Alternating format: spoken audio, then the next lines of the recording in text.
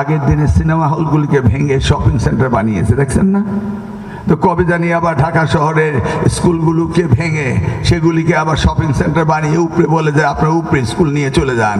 এটাও তো বলতে পারে, কারণ যে এইভাবে জায়গার দাম বাড়ছে তো হতে তো পারে বলে আমরা 20 তলা বিল্ডিং করে দেবো, 10 তলা পর্যন্ত আমরা শপিং সেন্টার করব, বাকি 10 তলায় আপনার স্কুল করেন। কি এই ধরনের প্রস্তাব দিয়ে দিতে পারেন? আবার আমরা তো এখন শুধু টাকার কথা চিন্তা করছি, মানসম্মত শিক্ষার ব্যবস্থা আমরা করছি না।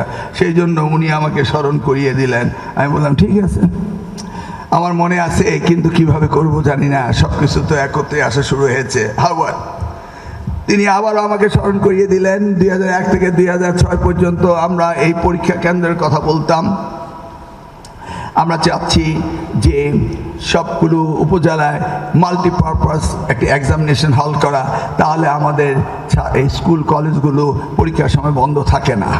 সেই জন্য এটা নিয়ে আমাদের প্রজেক্ট আগেই ছিল, বিগত সরকার করেনি। আমি বগুড়ায় গিয়েছিলাম, মাননীয় প্রধানমন্ত্রী সেখানে পাঠিয়েছেন শিবগঞ্জে কৃষক কার্ড বিতরণের অনুষ্ঠানে, গতকালকে সেখানে ছিলাম। সেখানে আমাদের ন্যাশনাল ইউনিভার্সিটি ভিসিও গিয়েছিলেন, উনিও এই ধরনের একটা চিন্তা ভাবনা ওনার জন্য রয়েছে, জাইকার সাথে উনি কথা বলেছেন। তা আমি ওই দুজনে মিলে কথা বললাম যে দেখা যাক ফান্ড কোত্থেকে পাওয়া যায়, এলজিডিতে কিছু নেওয়া যাবে। পরীক্ষা কেন্দ্রের এই প্রজেক্টটা আমাদের ইমিডিয়েটলি শুরু করতে হবে।